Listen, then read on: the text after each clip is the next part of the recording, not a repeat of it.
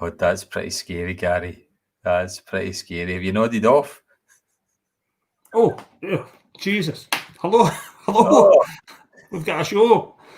You were looking possessed there, Gary. I thought your head was going to start spinning around. A wee bit of artistic license there, Andy. It just came on me all of a sudden. Aye, I'm no feeling 100% myself tonight, Gary. I kind of feel like I'm kind of fading away, you know. Oh God! Oh, for goodness sake, Andy! What's happened to me?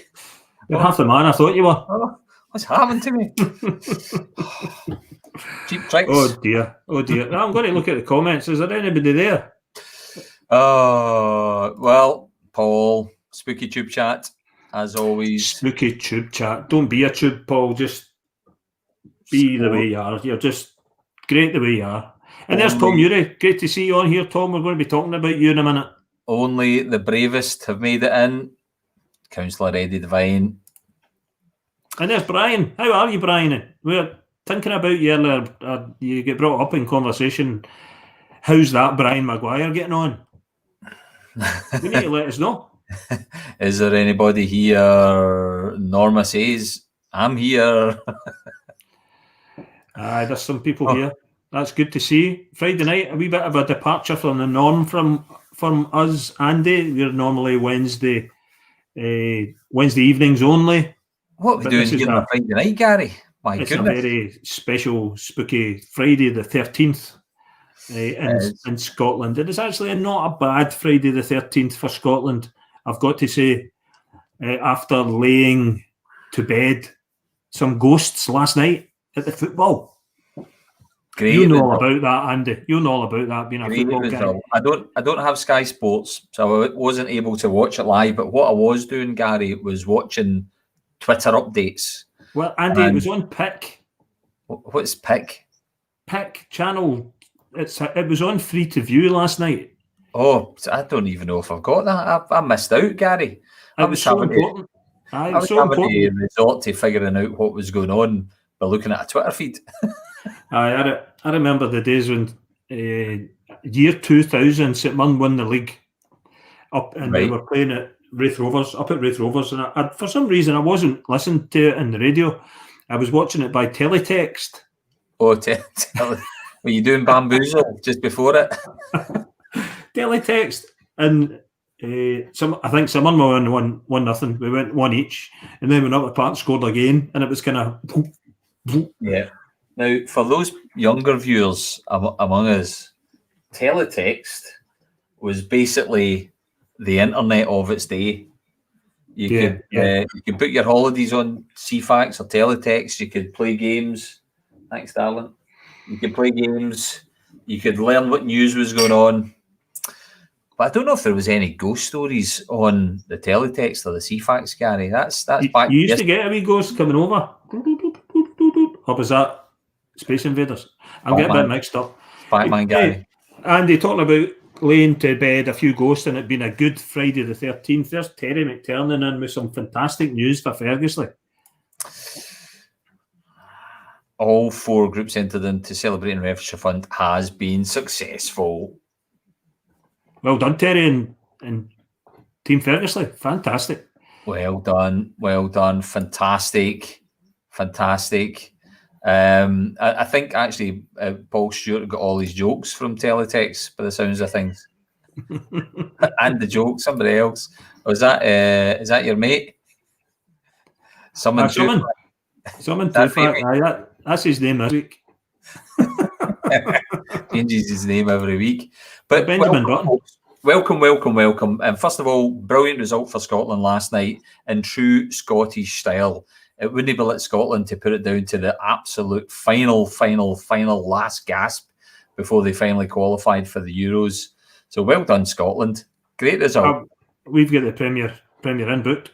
Wembley. Oh, that'll be against the old enemy. I mean, it's going to be fantastic. Fingers crossed, Andy. We get into the new year. We all get the jab with the COVID vaccine. Yeah. Life gets back to something better. Back to normal. And we move on with our lives. Well, Gary, I had the pleasure of going to see Scotland playing England at the Euro 96 down in Wembley, and it was amazing. However, it was the one that Uri Geller moved the ball for McAllister, and he scoofed the penalty. He missed it. We were in Carnegie's, Andy, that day. Oh, were you? I remember it really, really clearly. McAllister went up to take the penalty, and everybody put their pints down. Oh, they would have. I was there, but I tell you what, credit where credit's due. I don't know if you remember the goal scored by Gascoigne, and I'm not a big football guy, but what a belter! What a good goal! That was a great goal. Game. But we're not here to talk about football, folks, because tonight is our Fright Night special, our Friday the 13th special. It's all about spooky goings on in Paisley, whether you've got scary stories or news of something else that's happened in the past that's absolutely terrifying. We want to hear from you. We've got a brilliant guest coming up later on, but what I'm going to do right now is I'm going to post a link out in the comments. And if you want to come on the show tonight, live on the show here, because you get a scary story or your house is haunted or you've seen a ghost or whatever it is, we want to hear from you. So I'm just about to paste this up and I'm going to put it in the feed. So let me do that. And anyone can come on, Andy. Hopefully that's out there. And anybody can come on. Just click the link. You need Google Chrome. And you can come on. You can do it on your phone. You can do it. So if you've got a scary story you want to tell us tonight, come on in. We'd be delighted to hear from you. And the scary story, Andy, is not about the night I went home with a broken pay packet to my wife. And I tell you how scared I was that night. It's not that type of scary story. No. That's the olden days. That's the olden days and all. We're talking about things that go bump in the night, Gary. The paranormal. Yeah. Gary. And there's a lot of that goes on in Paisley. There definitely is a lot of that goes on, Andy. Paranormal, Gary? Aye. Pregnant pause. Or just spooky happenings. There's a few. We're going to hear from an expert tonight. We're going to be bringing in David Roy from Darkside Tours to talk to us in a few moments. But David's an expert in everything paranormal and scary, and particularly Paisley's more gruesome past. But ghosts, Gary, have you had any kind of close encounters? Well,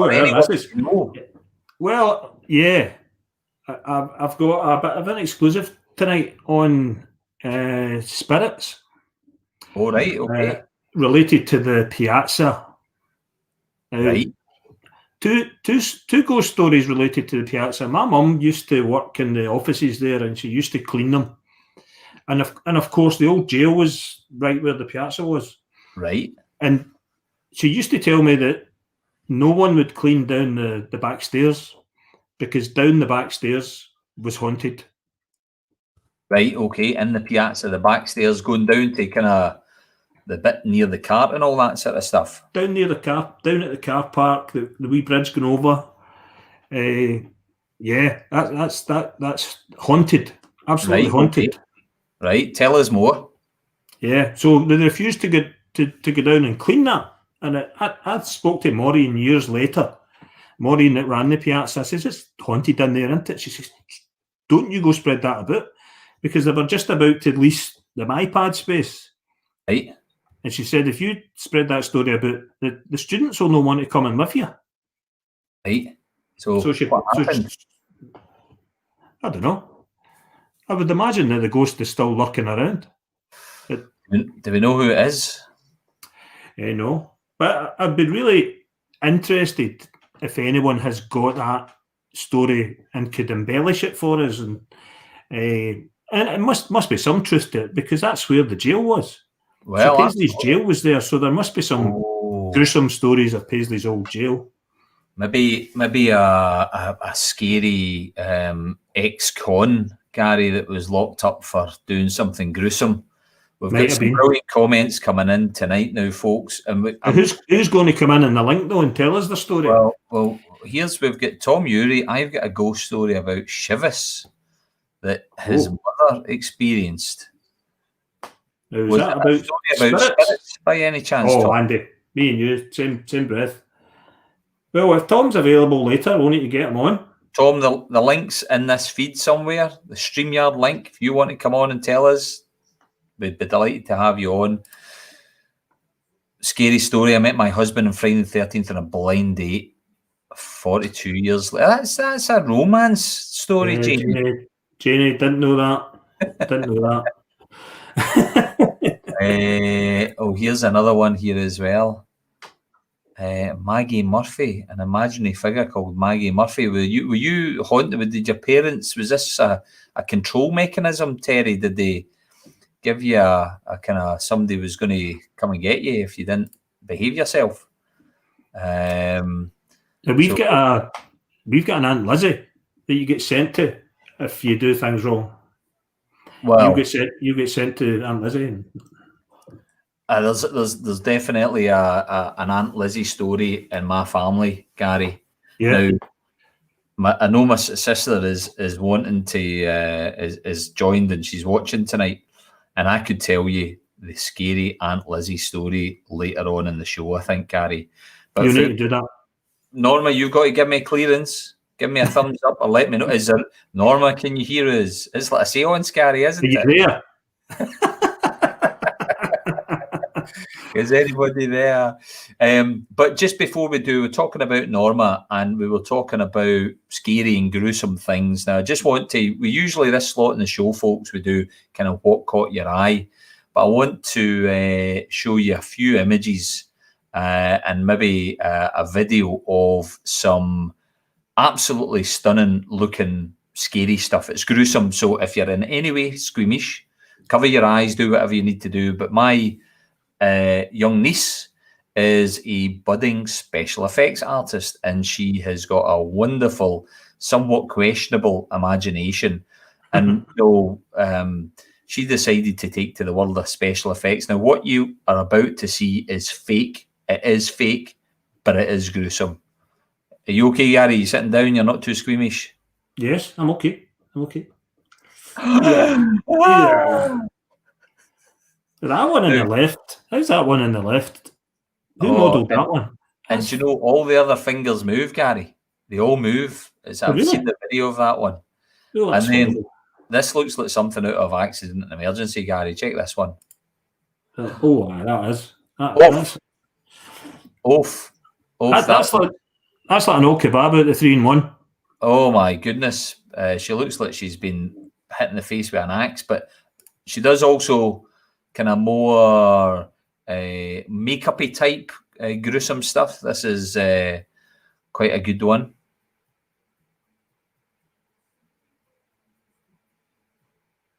Look at that. And the very last one that I wanted to show you was she actually does proper makeup, Gary. So you can follow her on Instagram at AJH_makeup. But next Halloween, you want your face done up, Alyssa will see to you. It's absolutely fantastic. And see if you're getting malkied with an axe, Gary, you just get the makeup done. That's amazing, Andy. Was that a uni thing, a read care, or did you just pick it up herself? Just picked it up herself. She's always been interested in it, but she's at university. She's at university or college rather, studying it. And fantastic, Andy. She's going places. If she doesn't end up in Hollywood doing the special effects or whatever, I'd be surprised because she is talented beyond belief. She's got a huge following on Instagram. Really good, Andy.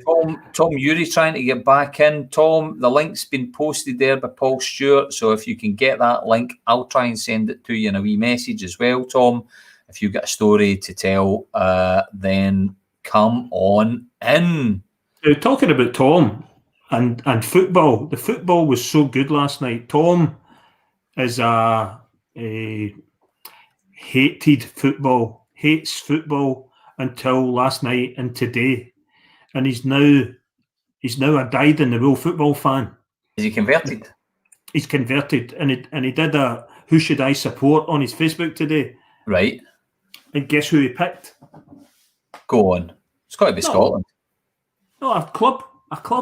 Oh, like a football team. It's got to be St. Mirren. It's got to be St. Mirren.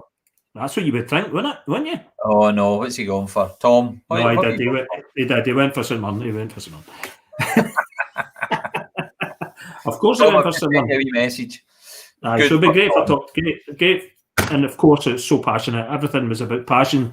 I believe football's about family, friends, community. And then you watch a game of football. And last night was about, of course, our national identity, and it was just superb. But Andy, I was talking earlier about the Piazza. Right, go on. And the old jail. And I've got an exclusive tonight. Some of you might know about this spirit. And it's the spirit of... I'm going to reveal this exclusively, I think. I don't think anyone knows about this thing under the Piazza, on the river. On the actual river, right? On the river. It's the spirit of Paisley's future. Okay. The spirit of Paisley's future, Andy, is lurking. It's lurking on the river, under the Piazza. Under the Piazza. What do we need to do? Well, it's often heard to wail at the odd moment, if you listen carefully. So the spirit of Paisley's future is often heard to wail. When is this concrete monstrosity getting torn down? Oh. That sounds about right, Gary. I think we should all listen up for the spirit of Paisley's future. Ominous, Gary. There you go. Gary, we've got some guests waiting in the green room, in the black and white room. So I'm going to bring in our very first main guest for the show. We've got Tom lined up, so we'll be coming to Tom shortly. Tom, if you're continuing with us, that's great. But we're going to bring in the one and only David Roy from Dark Side Tours. David, is there anybody there? Gentlemen, how are we? Is there anybody there? Good man, David. Welcome to the show. Now, good stuff. I've never been called an expert before. Well, there's always a first time, David. There's always a first time. But as it goes, David, you know an awful lot about Paisley's grim and gory and ghoulish past, do you not? Yeah, well, a lot of people prefer a good gory story to a history tale, and Paisley certainly has that. The majority of stories that we deal with are actually things that have physically happened, although, as Gary was talking about earlier on, the ghost of the Piazza, I actually worked in the Piazza a few years ago, and I can confirm that in that building there were some really weird things. We used to do what they called a means of exit check every morning. And you would open the doors there, and there would be a rush of cold air would pass you. You could hear people talking. It was really quite weird. What door was that? Definitely. It was actually the doors in the corridors. I think it was about the second floor up. There were two, it was the tax office. Yeah. When you open the doors in the building just above the tax office, when you open the doors, you would get a rush of cold air in the morning. And the first thing that happened to me was I got into my radio and I radioed down. I said, look, this is strange. And like, oh no, happens all the time. Nothing to worry about. It's just haunted. Yeah. Sorry? Yeah. But yeah, definitely haunted. Something in there. And the back stairs that go down to Dyer's Wind, you're spot on. I hated that, having to go down and check the fire door there. Yeah. Aye, that's the story my mother used to tell us. Because of course, David, the old jail was there. That's correct, yeah. And a few people who were actually executed in County Place, their bodies were buried in the grounds of the old jail. And when the jail was demolished in the late 60s, I've been able to find no record of any of those bodies being exhumed. So they were either torn out when they dug the foundations for the Piazza, or their remains are still there somewhere. And they would have been nobody knows. Disturbed remains. Yeah, well, no. They've probably been ripped out and put in a dumper truck and taken away. Nobody actually knows whether the bones were physically removed when the jail was closed. Oh dear. Oh dear. Andy, I never told you the story.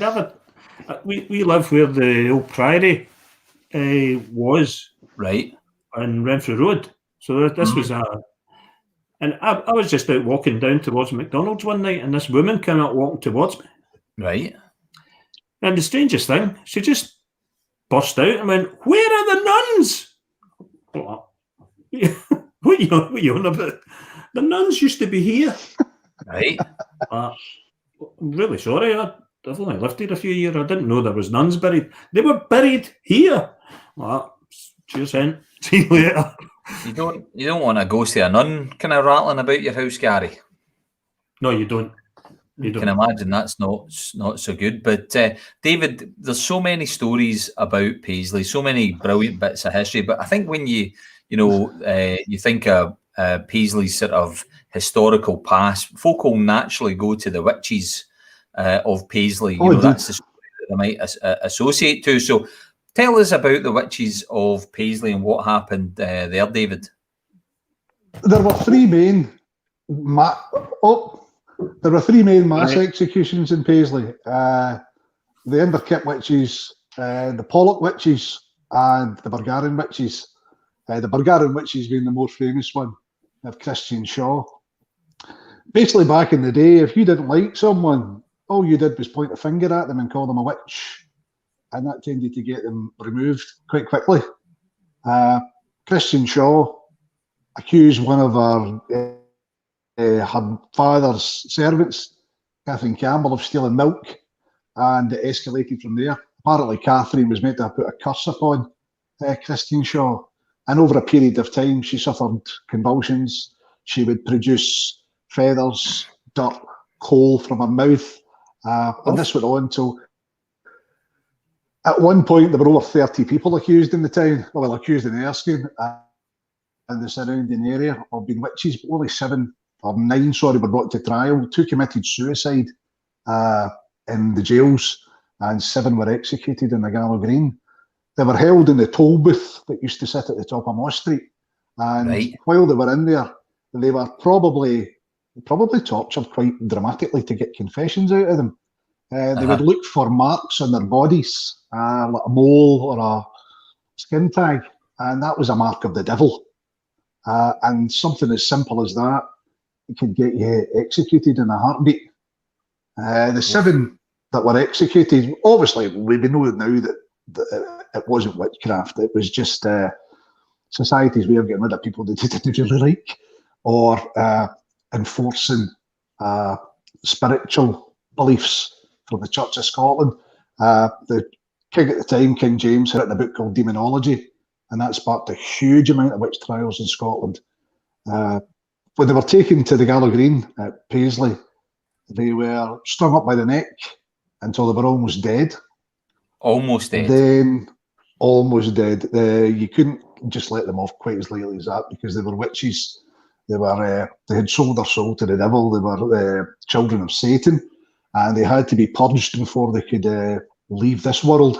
So while they were partly conscious, there was a pile of peats put down. Peats were covered in oil. Peats were set on fire, and the bodies were burned alive in the peats. There's a few stories of some of the guards present borrowing sticks to poke parts of bodies back into the fire that had either fallen out or tried to crawl out. It must have been fairly horrendous. Once the job was done, as we know, the ashes were removed and buried at Maxwellton Cross, almost where it is just now, but not quite. And the legend of the curse arrived, that if that ever was moved, then Paisley would be cursed. I think it must have been moved at some point recently. I think the whole country's been cursed. But no, it must have been a horrible death for these people. I think one of the guys committed suicide in the jail because he knew what was going to happen to them. And he wanted out the way. He didn't want to suffer that. Is there an exact location for where they were buried, rather than just the cross with the horseshoe? Well, there's been a lot of research done. The Gallow Green, there's been a lot of theories about where the Gallow Green was, but according to some of the Paisley historians, Brown and Metcalfe and John Parkhill, they were writing about the Gallow Green within living memory, and they put the Gallow Green just at the same side as Gowdie's, slightly further down where the new flats were. If we put Gowdie's garage used to be, they put it down there. The bodies of the Paisley martyrs, they were buried there as well, and they were exhumed in the late 1700s and put up in Woodside. And John Parkhill actually gave an address of 21 Maxwell Street, that these remains were lifted from the backyard, along with their gravestone.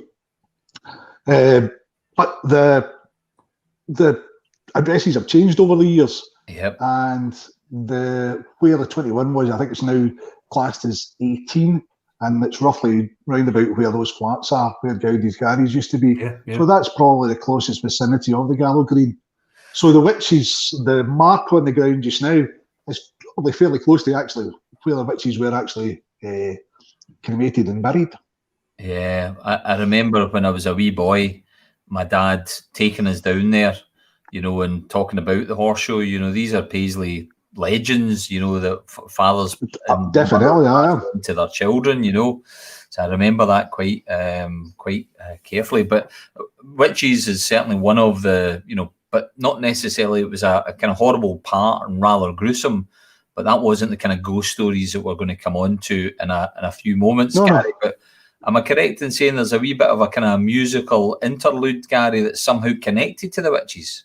Yes. I remember seeing this duo as called Kodak Ghosts. They're called Kodak Ghosts now, Andy. Yep. A couple of girls. They supported Paolo at the Abbey gig.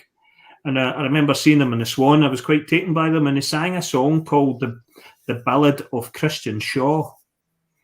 And it made it onto the Paisley 2021 bid album.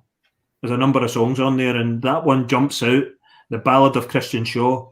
And it's all about the story of Christian Shaw and the witches and comparing it to Salem, of all places. Right, okay. And we're going to play that tonight. I'm just teeing it up now, Gary. So, folks, we're going to go full screen on the song, and then we're going to be right back with David, and we're going to be bringing our other spooky special guest in. So here's Kodak Ghosts. Hi, we are Kodak Ghosts, and this is the Ballad of Christian Shaw. 35 hung to die in the case of an 11-year-old's hysteria. Scottish tales of Paisley's bloodshed would make America sailing inferior. 4,000 souls, young and old, split from flesh through fire, buried deep in history. The horseshoe of witches are once sensitive, now bewitched. Little Christian found herself ensnared by a coven of witches. Also, she says, spinning lies like the linen she threads. 4,000 souls, young and old, split from flesh through fire, buried deep in history. The horseshoe of witches are. So they stood speaking sweet riddles from lips sealed with the needle and thread of Christian. Agnes roared as Christian wept, and a dying woman's curse to spread. 4,000 souls, young and old, split from flesh through fire, buried deep in history. The horseshoe of witches are. 35 hung to die in the case of an 11-year-old's hysteria. Scotch tales of Paisley's bloodshed will make America Salem inferior. 4,000 souls, young and old, split from flesh through fire, buried deep in history. The horseshoe of witches are. 4,000 souls, young and old, split from flesh through fire, buried deep in history. The horseshoe of witches.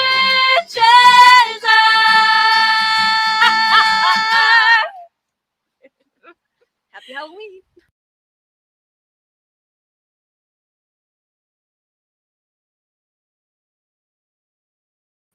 What the hell is going on?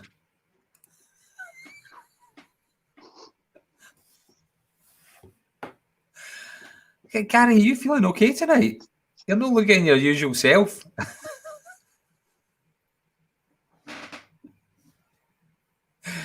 That's terrifying, Gary. Absolutely terrifying. David, Gary, how did you enjoy that music from Kodak Ghost? Fantastic. Absolutely Good stuff. fantastic. Makes Salem look inferior. They're great, they lasses. It did indeed. They were absolutely fantastic. Well, listen, we've talked about Paisley's sort of slightly gruesome past, and I'm sure you've got a few more stories for us, David, so stick with us. But we're going to bring in our first guest, who's going to tell us a spooky story. So, telling a story on the show rather than singing, Tom Urie. Hello. How are you? How are you, sir? Good Gary, evening. I can just say Gary's freaking me You out. top. You Gary. Hi, Gary. David. How are you? Hey, Tom. Right, listen, first of all, Kodak Ghosts, that was brilliant. Absolutely Yeah. brilliant. I've not heard them before. Fantastic. Do you not know the girls, Tom? Do you not know them? Paisley is so lucky with a musical history of songwriters. It's incredible, and that was great. Look them up, Tom. In fact, I'll send you a link to their latest song. Their latest song is produced as a single, Brilliant. and it's their video, and it's fantastic. Awesome. Good stuff. Right, I've got a scary story. It's not that great a story, but it's true. Right. Well, we're going to put you full screen, Tom, all right? And you can just tell it away, okay, sir? Darker, right? Get a bit scarier, right? Okay. So, my mum, Chris, worked in Shivers for about 20 years, up until about the kind of early 90s, I think. And she worked as a telephonist. And it wasn't in the main Shivers building, it was in the kind of, there was an old building next to it that housed the whole switchboard and the print room and stuff like that. All the officey stuff was in a separate building, and it was next to the big Shivers building. And my mother, she would come home and tell me stories about what'd been going on, and it sounded as if they had a great laugh in there, but my mum started saying that there was funny goings on happening. And she had gone to the toilet one day, and there was a woman she didn't recognise in the toilet, and she was dressed really old-fashioned, like really old-fashioned, and my mum just said, hello, and the woman just smiled. She thought no more of it, and then a couple of days later, somebody else came in and went, who's that woman that's in the toilet? And my mum went, that sounds like the woman I saw the other day in the toilet. And so they kind of started going, well, that's really strange. Nobody's. So then their boss, who was going, well, you know, we need to find out who's been getting into the building, went into the toilet, and the woman was standing there. And I mean, the woman, it was like from 150 years ago, the clothes the woman had on. And so Margaret, the boss, said to the woman, who are you? And the woman just stared at her. So Margaret was like, right. So she turned away to go and get security, and the woman that was standing there in the old-fashioned clothes went, by the way. So my mum came home and told me that. So another couple of people saw this woman, and she said, bide a wee to them as well, which I think means stay a wee while, bide a wee. So they started calling her Biddy.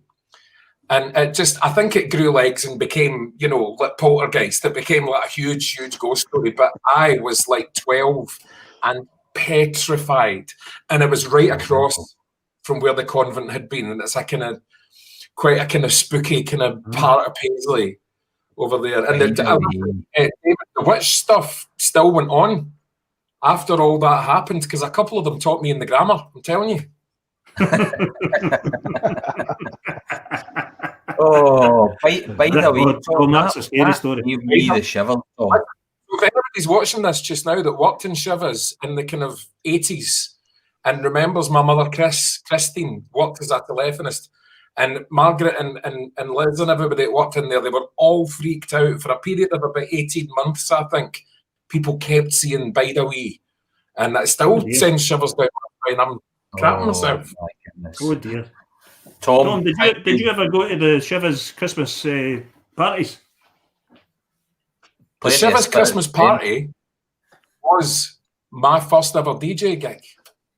Oh, Me and my pal Brian, we had a Sanyo stereo music centre each. So it was like we had decks. So I had my mum and dad's Sanyo record player, and he had his.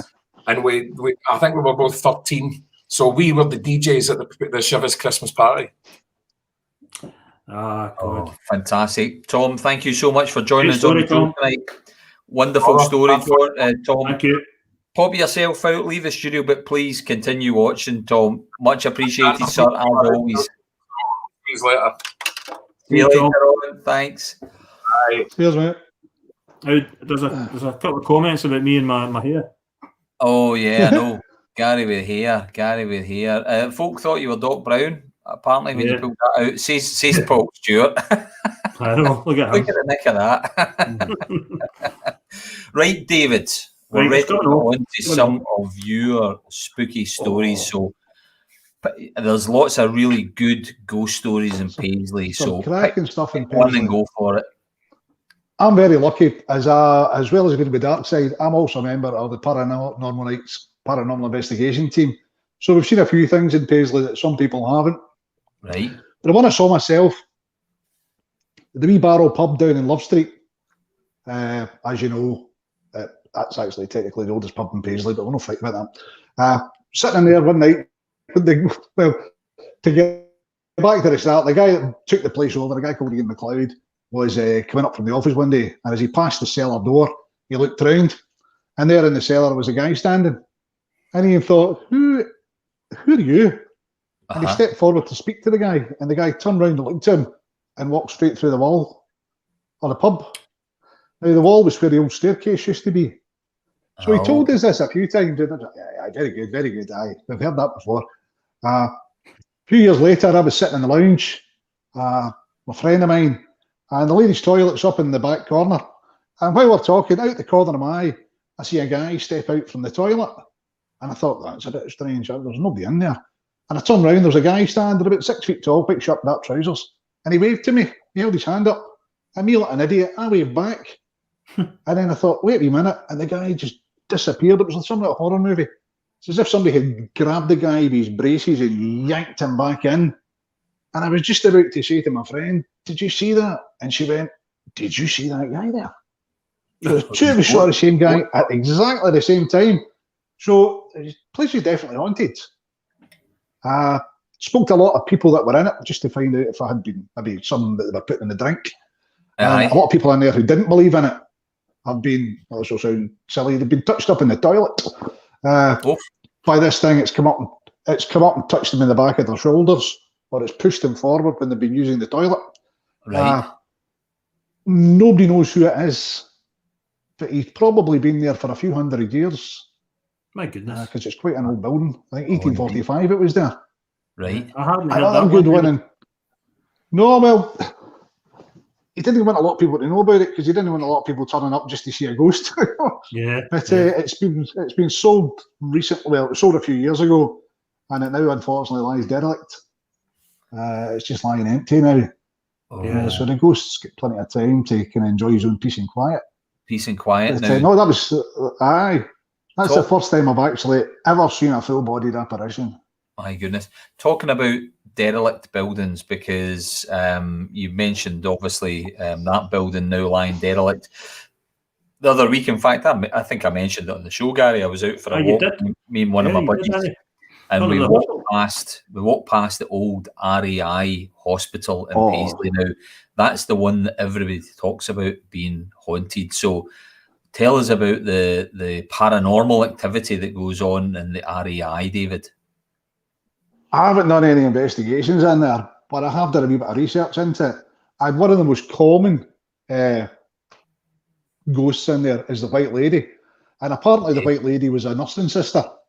And she would go around the wards at night while people were asleep. And people would wake up, and this woman would be leaning over their beds. They would let out a shriek. Nurse would come in, nobody there. Apparently this woman was just going around making sure that everybody was safe. She'd been seen not only by patients, but she'd been seen by nurses. Beds apparently would levitate and move away from the wall. They would come into a ward in the morning and beds were out of alignment. And patients would say, "Oh yeah, it was the woman with a white dress on that moved the bed for me during the night." There's also a legend of a doctor up there who committed suicide, sadly, in the top attic. And Right. a few years ago, when I was at Charleston Bowling Club with my mother-in-law, she was bowling, we were drinking. Just for pure chance, as I turned round, there was the face of a man in the top window watching the game. And I said to one of the people, "There's a guy watching from up that window." And she says, "No, there can't be. The place is empty. It's been empty for years." Well, look, there's a guy. She saw the guy as well. Still don't know who he was. It could just have been somebody in doing their nosy. And again, there's a grey lady in there as well. And apparently she's another person who is still seen to this day. And she's been seen floating in the grounds. People walking past at night have seen her shadow as it passes through the grounds. It tends to be people out walking their dog at night, late at night. This ghostly grey figure moving through the grounds. I'd love to catch it in camera. Oh, it'd be fantastic. And I mean, myself and my buddy, we were talking about all the potential investments that you could make in Paisley if you won the lottery.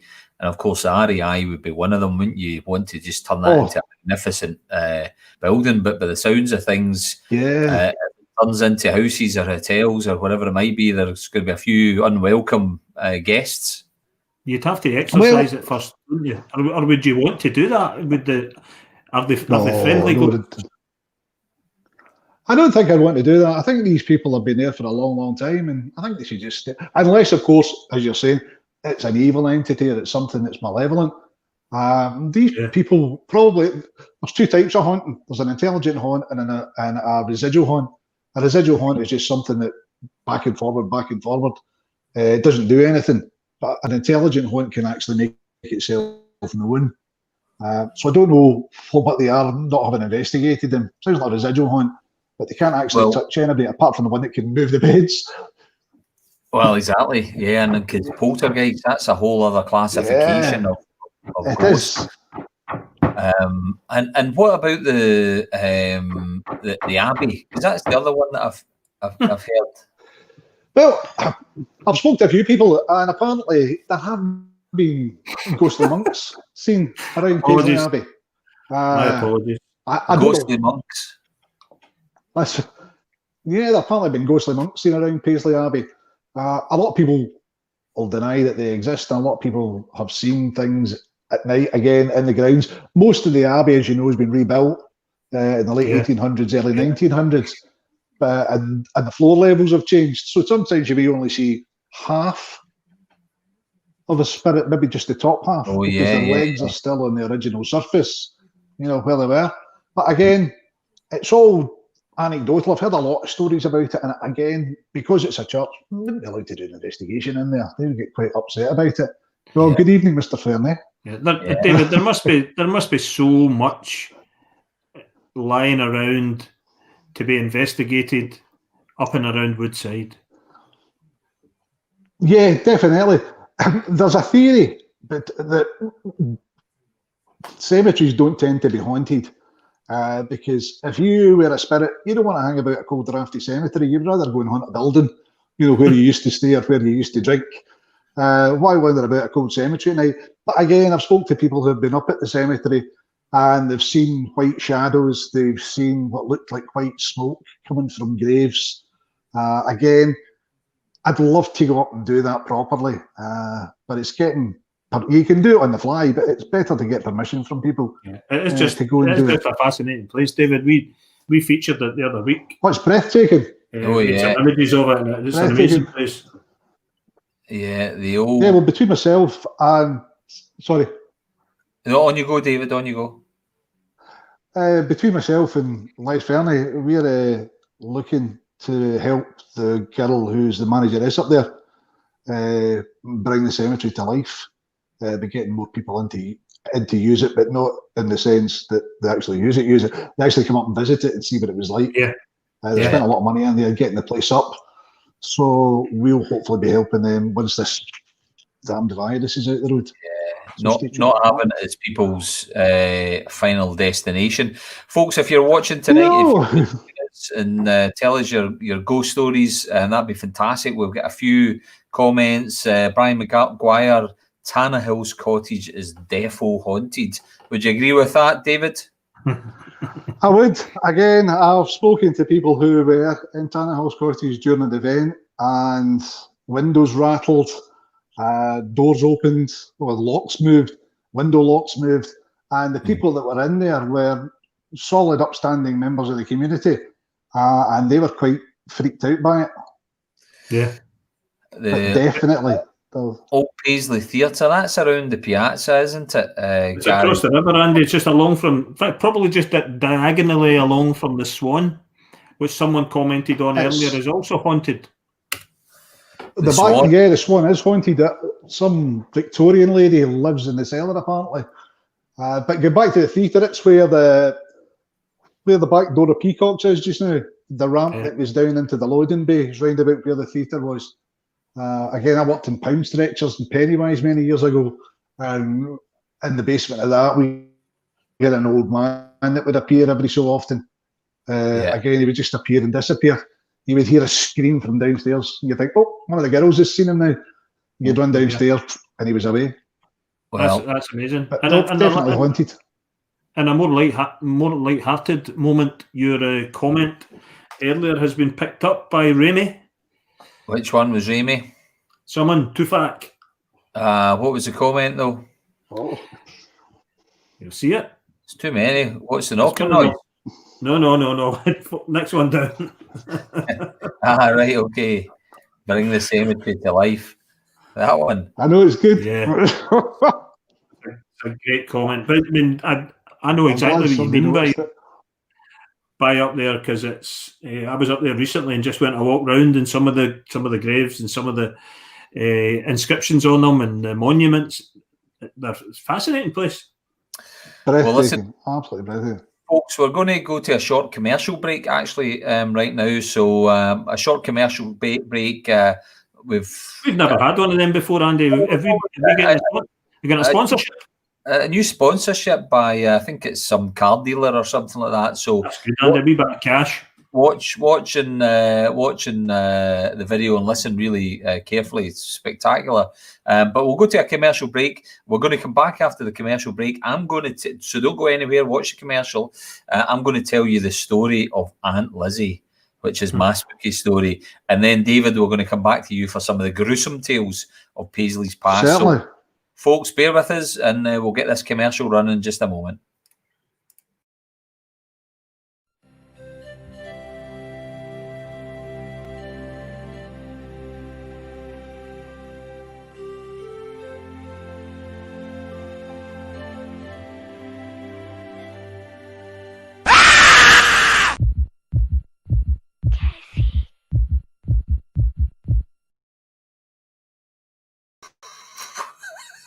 I seen that earlier, Andy, and I still got it.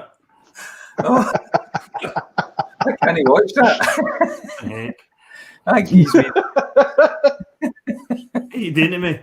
Folks, if you've had to change your trousers, we're really sorry about it. I remember the first time I ever saw that video, and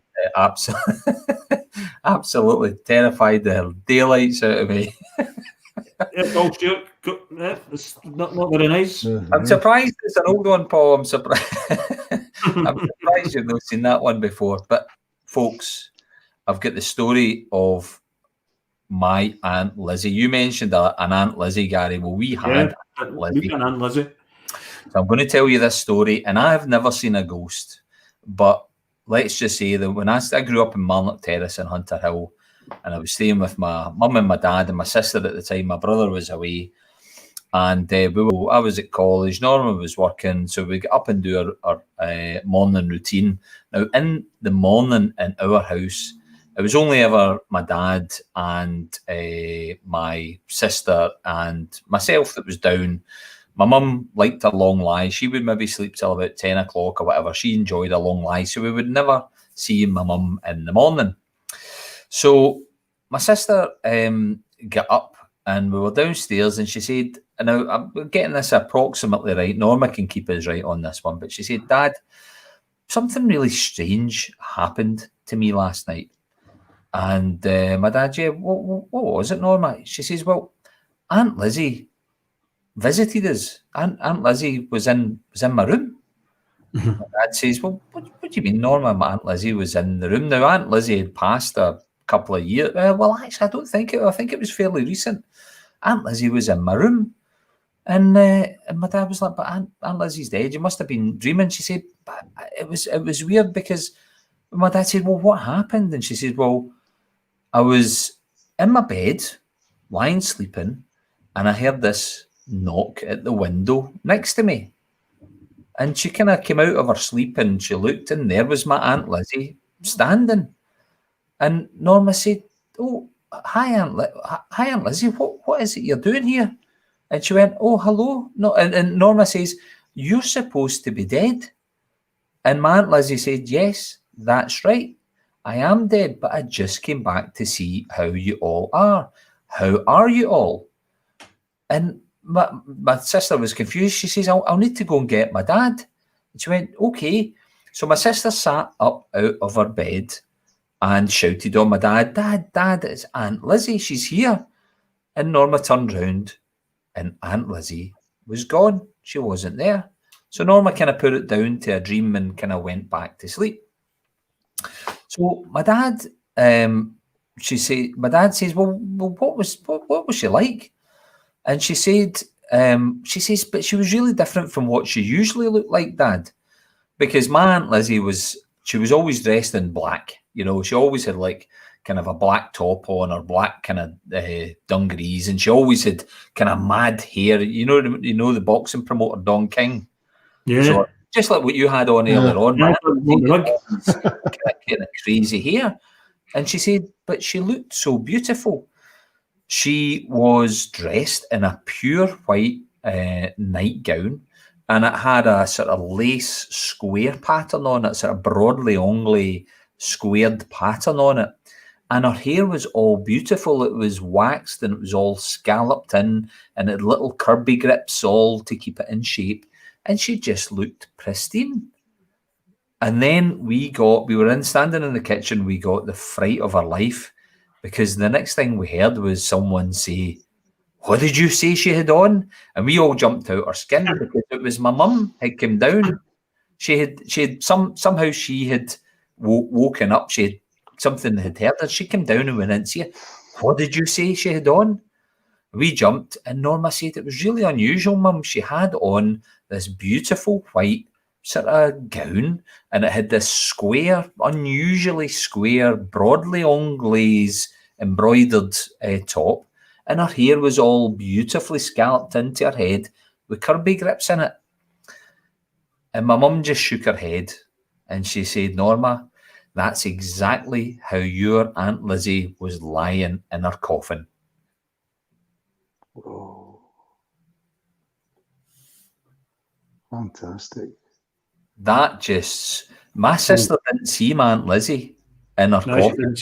It was only my mum and my dad that went to see my Aunt Lizzie lying in state. So the ghost of my Aunt Lizzie knocked on the window and came and visited my sister. And that is my spooky story. It's not mine. Here's Norma on. That's a true story, isn't it, Norma? That scared the living, blinking Jesus. So there you go. There you go. So we've got a few more ghost stories coming in. Christine Ogilvie, when my Aunt Jess died, my room smelled of Johnson's baby powder. She always used it. Is that a common occurrence, David? Sort of smells and scents coming through from wherever they're coming through from? Definitely. A lot of spirits appear in houses. Maybe the smell of tobacco, cigar smoke, a perfume that was used by a loved one. We get a lot of that when we're doing investigations. That's how it gets triggered. They've maybe smelt it at night, or in a time of crisis, they smell aftershave, deodorant that the loved ones used before they died. Wow. It's very, very common. It's amazing that sort of thing creeps up on you. And I know from a comment coming in there from Eddie Devine about the old tavern underneath where the entrance to the old social security office is. That's still there. That's still there. I've seen a couple of images of that popping up. I'd imagine that there's some some spirits lurking in that area as well, David. Yeah, well, the old Terrace Tavern, that was used by the Troglodytes Club in Paisley, which was like a kind of a gentleman's club where they would discuss politics and stuff. I haven't heard of any spirit activity in there because nobody can get into it anymore. But again, it would be one of those places, if you could cut a hole in the pavement and get in there, it would be fantastic. The other place that I found in Paisley, which was really haunted, was the Watermill Hotel. Really? We did an investigation. Yeah, we did an investigation in there about maybe 10 years ago, and we actually recorded on digital recorders the sound of kids laughing. It's the creepiest thing I've ever heard. In a silent room, you ask questions, nothing happens. You play the recording back, and you hear a child giggle. It's the most. It's terrifying. Oh, David, you'll need to share that, David. Yeah. It seems at every corner you turn in Paisley's get something going on. Yeah, well, apparently the Watermill Hotel, apparently somebody looked after orphans in it. They gave them jobs when it was a mill back in the 1800s. I don't know if the kids died in there, but when you're in a pitch black place at night and you put a recording on and you hear a kid laugh when you know there was none there, certainly it puts you on edge for the rest of the evening. Oh, for sure. And again, in there was a lot of we saw a lot of shadow figures. Somebody thought it was myself watching the TV monitor, and they said, "David, make sure you get this." And I was standing behind them. Make sure you get what? Yeah. Who's that there then? And as we walked towards it, the shadow just literally just faded away. But it's brilliant stuff, especially when you actually go looking for them. It's really quite Now, David, in addition to the scary stories, the spooky ghost stories of Paisley that I guess we all love, Paisley's got some slightly more gruesome tales that aren't so much paranormal, but just quite gruesome and violent. What are one or two that kind of springs to mind for you, David? Alexander Proven lived in Paisley in the 1700s. He came from the Carlton in Glasgow, and he was a brewer, a distiller. He stayed round about Smith Hill Street, Abbey Close way. He's quite a jealous man, and he had been told by neighbours that his wife may be pregnant to another man. Well, he lost the plot that night. He went in and he went looking for the child with a rather sharp knife, and he cut his wife to pieces looking for this child. There was no child there. Legend has it the only way he got caught was when he had friends up and he went to pour them a drink, and they poured his wife's blood from the bottle rather than him. As to how he got caught, I don't know. As to how he ended, he was found guilty, taken to the Gallows Green, and before his execution, his right hand was to be cut off, but the executioner made a mess of it, and he cut through the palm of his hand. Proven screamed in agony and begged for the guys to pull the rope. And again, it wasn't an execution that we know where somebody drops through the floor. It was literally a case of they had him rope round his neck over a bar, and he was pulled up and he danced on the rope for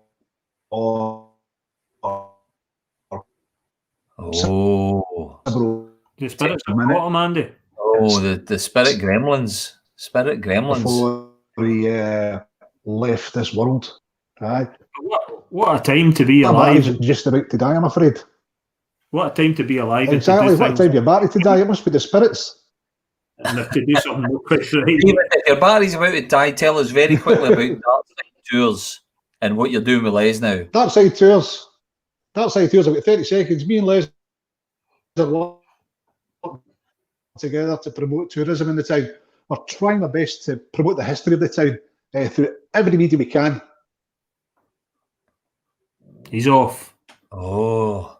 The spirit's caught up with him. Andy, I think that tonight's theme of spookiness has got David. Oh, what's happened to him? And has it got you as well, Andy? Oh, I'm a bit spooked out. He's kind of frozen in the vortex of... Batteries went and we've got that final image, just like a dead man's eyes. Oh, that's...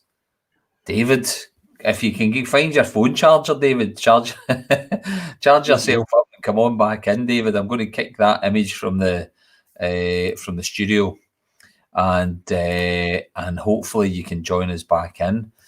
But we'll get some information, folks, for Dartside Tours, and he's doing some good stuff in terms of the transition over from. Hey, this is serious stuff, Remy. This is serious stuff. Inverted demons. What does that mean? Oh, what's going on with a profile picture? My God, Andy, there is something in it. I remember when I was younger, and we were still at school. Who's Stephen Manning? We've not had Stephen on before. No. So the Ouija board was a thing when we were younger, and so we didn't have a Ouija board, but one of the boys made one up the top of the close, and he set up all the letters right in a glass. So there was only about 3 or 4 of us, and it was so I thought, what the hell is this? Let's do it, and it started to move a bit, and it started to spell something out. I'm going, I'm not wanting to do this. Did you have your hand on it, Gary, when it was moving? Pinky. Oh, right, your pinky. We all had our pinkies on it. So it was as if, right, that thing, you could hardly move it with your pinky. A solid glass, so there were about 4 of us with pinky on it. So you had no really anyone with any control. So it felt at the time. So it started to spell G-O, pause, H-O-M-E,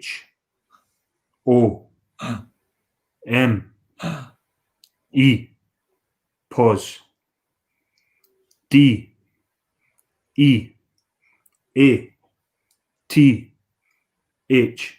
And I literally shit myself. Literally shit myself. So I'm like that. I don't want to go home. I'm not wanting to go home. So you go up the road, go to your bed, get up in the morning, thinking that was beyond weird last night. To the story of a masonette up the back of us. Right. A fatal fire. Oh, good God. That night. Up the back of Greens, at the back of Thrushkeggs. Oh my goodness. And now that's a true story. Never again did I enter into the world of the Ouija. we're after the watershed, Paul. We're all right. It's after 9 o'clock. And I think Ouija boards are way back in the day get banned because of the effect on people. When for God's sake, as a young kid, go home, death, bang, up there. Wee old woman died up the back of us. Don't muck about with Ouija boards, folks. We tell you to wear your mask and follow the guidelines. Don't be a tube. Don't play with Ouija boards. Don't mess with spirits. Drink responsibly. Oh my goodness. Anyway, I hope people are picking up tonight on the serious side of this. The semi-serious side of it, I told you all earlier about the spirit of Paisley's future under the piazza. If we all look out for the spirit of Paisley's future under the piazza and hear it wailing, when is this monstrosity of a concrete jungle going to be torn down? If you listen carefully. And do you think, Gary, if the piazza is torn down, that will release the ghost and it will live peacefully? Well, I think then it's got air to breathe. Paisley's future. And the gondola that it sails on the river will be released. Scary. It's been. I hope folk can sleep tonight. I'm not so sure about myself now, Gary. We've done an hour action-packed, scary, spooky, change the trousers type material at some points, folks. Yeah. It's been great. Anyway, we've had a great show tonight, Andy. It's been really good. For one, we're not going to go to 9:30 tonight. Oh no, we couldn't. We don't want to tape things because Stephen Manning's back on. He was inverted. It was the work of demons. I thought it was maybe to do with his auto rotation on his phone, maybe. Just a guess. Is Stephen Manning a normal person that tunes in to us? Welcome, Stephen. But I'm kind of slightly haunted by his Planet of the Apes kind of profile picture there, you know. But Stephen, our first spiritual guest, visitor. I wonder, and Gary, Gary's just asked, I wonder if there will be a ghost in Pixels. I mean, La Scala stood there, Gary. You would expect. I would imagine there would be spirits in there, Andy, and in lots of Paisley picture houses. Oh yeah, down at the Bug Hut, the Astoria, and there'll be a few. But a scary Halloween Fright Night special, folks, tonight. Thank you all for joining us. It's been great. We've not been able to come to all of your stories because there's been some of them. Obviously, if you're watching this and you're reading the comments, you'll be able to read each other's stories. But Christine, you put up a massive story, too big to kind of put on the screen. But thank you so much indeed for that. And we've got Les in. We obviously had Tom joining us to tell us about what was her name? Biddy, they called her, the woman in Chivas. We'll have to ask about that. Yeah, and of course, it's right across the road from where we are, Andy, and just round the corner, of course, is the cairn to Marjorie Bruce. So there's so much in and around Paisley and Renfrewshire that connects us to the ground and the spirits. Sounds as if I know what I'm talking about, don't I? Well, I think we're done for tonight, Gary. Are we pretty much done? I'm kind of spooked out. I don't want to go. I am as well. I'm going to go down and have a wee spirit myself and just kind of relax for a while. I think I might. It's been great fun, folks. This was obviously a wee one-off special. We had missed Halloween for good reasons, and we thought Friday the 13th, we can't let it go by. So thanks very much to Tom for joining us as a surprise guest, and thank you to David from Dark Side Tours for coming on to tell us some rather spooky stories. If you get any spooky stories, just keep them coming, pop them in. We'll maybe touch on them later on. But I think what is it? Sleep tight and don't let the bed bugs bite, or don't know what you say to folk when you've just told them a whole bunch of scary stuff, Gary. What is it they said at the end of Newsnight? No Newsnight. Crime Watch. Crime Watch. Don't have nightmares. Don't have nightmares. Good night, folks. Good night.